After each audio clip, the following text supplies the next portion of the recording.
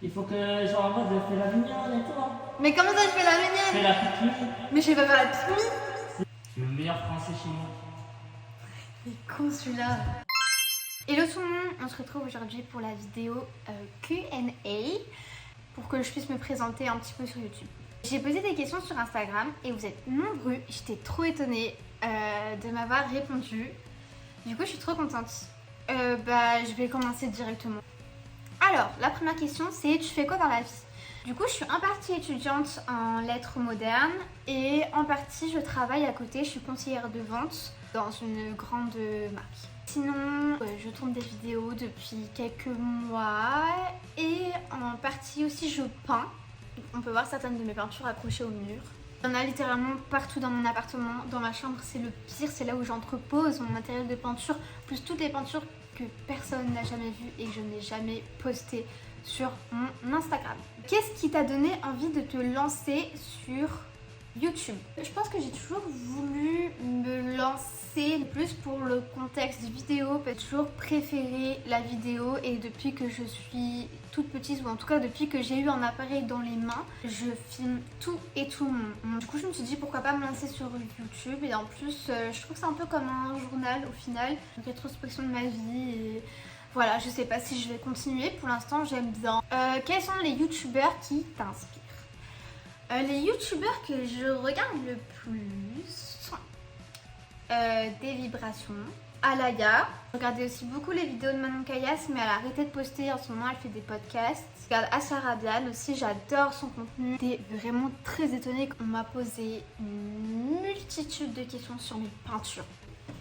En tout cas, je remarque que du coup, vous me voyez vraiment comme la fille qui peint. Voilà, je m'y attendais absolument pas. Du coup, c'est comment décrirais-tu ta peinture? Le flou. Alors là, c'est le grand flou la question.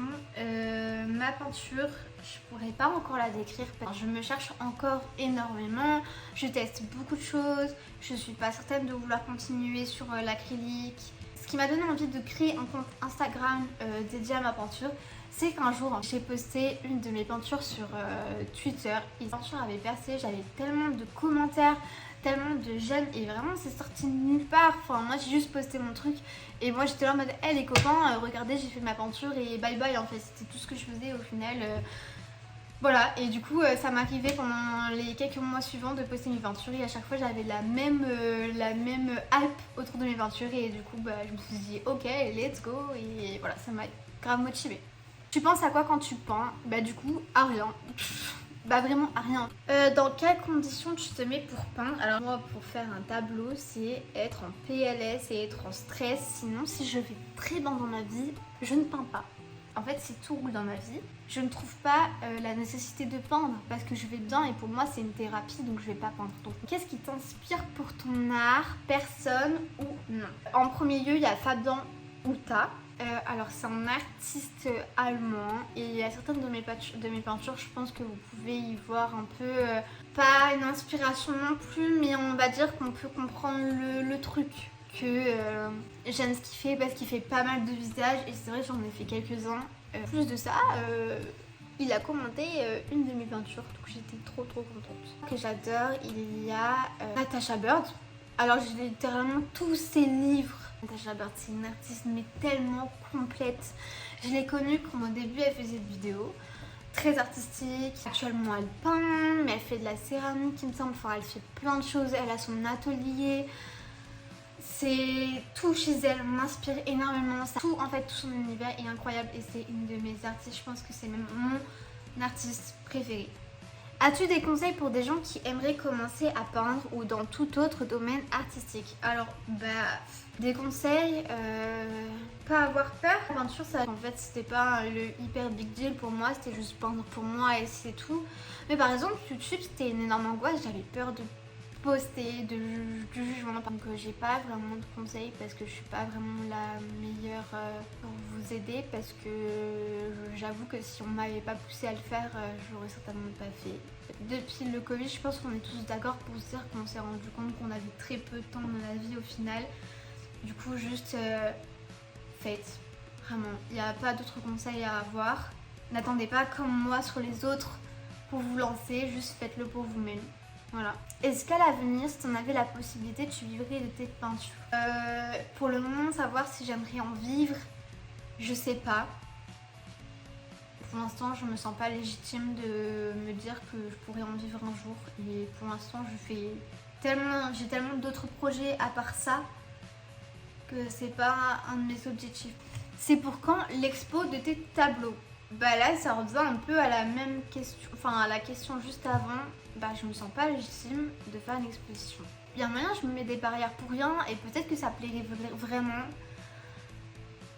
En vrai, je me dis, vas-y 2024, c'est mon année. Pourquoi pas? De toute façon, ça coûte rien d'exposer mes tableaux n'importe où, que ce soit. Je suis sûre que je peux trouver dans un café, n'importe où pour exposer mes tableaux juste comme ça, en vrai. Pourquoi pas? Pourquoi avoir choisi ce pseudo pour ton compte art s'il y a un sens? Ma chaîne YouTube s'appelle Una de los Tres. Mon compte Insta aussi Una de los Tres. À peu près sur toutes les plateformes, je suis Una de los Tres de toute façon. Alors pour Una de los Art, c'est dérivé de Una de los Tres. Et Una de los Tres, ça vient de une des trois en espagnol parce que mon famille est d'origine espagnole, enfin ma famille. Et une des trois parce que du coup on est une fratrie, enfin on est trois de base. Et depuis mi-lycée ou début lycée que j'ai ce arrobas partout et ça ne me quitte pas, c'est moi, c'est Una de los Tres. Il faut que genre en mode fais la mignonne et tout. Hein. Mais comment ça je fais la Fais mignonne? la pique. Mais je fais pas la pique. Si. Des projets pour 2024. Alors, j'avais fait une vidéo sur mes objectifs plus ou moins 2024, mais j'ai pas vraiment parlé de mes réels projets. YouTube, peinture à fond. Je vais passer dans un petit peu plus d'un mois un concours pour master professionnel en journalisme à Paris. Autre projet, c'est développer une application. Alors j'en parlerai pas maintenant, mais j'en ferai peut-être une vidéo plus tard. Un projet que j'avais présenté à un prof en économie et qui est super viable. Et c'est un projet, j'en ai parlé à un de mes amis qui aussi lui lance son application. Momo. Et du coup à qui j'en avais parlé et lui était hyper chaud pour que je me lance et il m'avait vraiment très bien conseillé. Du coup je pense que je vais plus attendre et je vais commencer à faire des démarches et lancer mon projet et on verra ce que ça donne. Où aimerais-tu aller cette année en voyage? En Europe, à Bruxelles et à Barcelone parce que c'est mes villes préférées d'Europe. Donc sûr, je vais y aller. Et il y a moyen que j'aille bientôt à Bruxelles. Donc ça veut dire vlog, on verra. C'est dans le coin parce que j'ai les cours, j'ai le travail. Où est-ce que tu te vois dans 5 ans? Alors dans 5 ans, ce sera en 2029. En 2029 déjà j'espère que je serai diplômée parce que bon là ça commence à faire loin. En fait je me vois être rédactrice. Genre Vogue, genre Vanity Fair, Harper Bazaar. J'aimerais tellement. Dans quel pays voudrais-tu vivre? Alors un pays où j'aimerais vraiment mais peut-être m'installer sur le long terme et pas seulement quelques mois ou 1 ou 2 ans. Je pense que le Canada. Là c'est un pays qui propose mais tellement d'opportunités pour les jeunes. À quoi ressemble ta vie de rêve? C'est quoi tes rêves, atteignables ou impossibles? C'est quoi les objectifs dans la vie? C'est quoi ta destination de rêve? Je pense que je vais y répondre d'un coup. Alors, ma vie de rêve, mais j'arrête d'être objective et ce que j'aimerais, mais par-dessus tout, c'est vivre sur une petite île, que je puisse travailler de n'importe où dans le monde. Et ma destination de rêve, alors en ce moment, c'est Bali. J'ai toujours voulu aller en Australie. Enfin, en Australie, je veux dire coucou à Lidou, qui est en Australie. Je trouve que l'Australie ça m'intrigue mais tellement, c'est tellement loin mais à la fois proche parce que je trouve qu'on est, enfin vous voyez il n'y a pas non plus je trouve un choc culturel ou alors peut-être que je me plante totalement. Lilou tu pourras me le dire en commentaire. Comment on fait pour bien s'habiller tous les jours? En fait je sais pas si cette question c'est parce que la personne pense que je m'habille bien tous les jours alors que absolument pas. Je m'habille plus ou moins peut-être correct pour le travail parce que j'ai pas le choix et du coup je suis obligée de faire bonne impression à longueur de temps et je vous assure que des fois c'est fatigant d'être irréprochable. Après je vous assure que quand je suis chez moi, en tout cas quand je sors juste comme ça, je peux sortir en pyjama. Tu sais une garde-robe qui passe partout, tu sais il faut juste des capsules. Merci. T'es bien. Comment je fais photo? Je suis trop fort moi en français. Je suis le meilleur français chez moi. Il est con celui-là. Vraiment, le seul conseil que je pourrais vous donner, c'est avoir une garde-robe capsule. En fait, c'est juste des pièces très simples que vous pouvez remixer à volonté. De toute façon, ce qui fait vraiment le tout sur une tenue, c'est pas tant la tenue et les vêtements, parce que vous pouvez avoir des vêtements super et avoir aucun flow, mais c'est les accessoires. Les accessoires, ça fait tout. Je vous jure, une ceinture, enfin, vous pouvez voir dans mes stories, juste une ceinture, ça fait vraiment toute la tenue. C'est l'accessoire, c'est primordial en fait, c'est le plus important. Un film, série, anime à conseiller. Je pense que je vais en conseiller un de chaque. Un film. J'ai regardé récemment Kill Bill et j'ai adoré. J'aurais jamais cru que j'allais aimer. Mais moi, c'est l'imagerie qui m'a le plus marqué et tellement incroyable. Le jeu de composition. En fait, moi, c'est ça mon problème. C'est que dans les clips et dans les films, j'écoute pas forcément l'histoire, je regarde pas forcément l'histoire, mais c'est l'imagerie.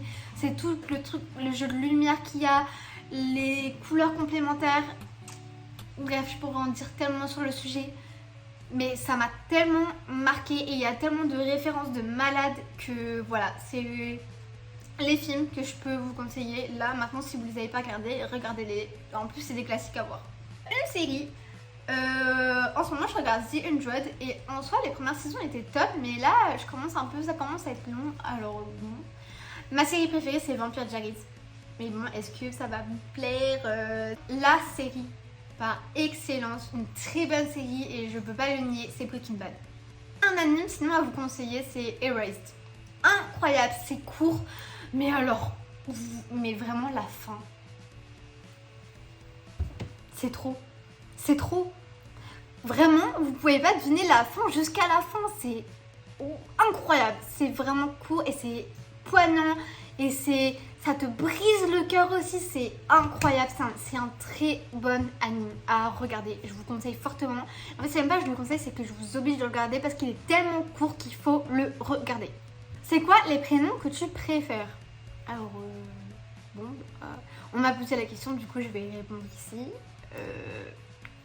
Un petit 1, je pense que c'est Amara, c'est un peu mon alter ego. Après, j'adore le prénom Angèle. Ouais, Amara et Angèle. Et dernière question, alors j'ai pas trop compris pourquoi cette question, mais que penses-tu des chansons de Jaden Smith? Bah j'ai jamais écouté, mais promis j'écouterai, du coup j'ai aucun avis. Merci d'avoir regardé cette vidéo. Merci d'avoir regardé cette vidéo et Ouais, je te sens. du coup, bah, merci d'avoir regardé cette vidéo et à bientôt.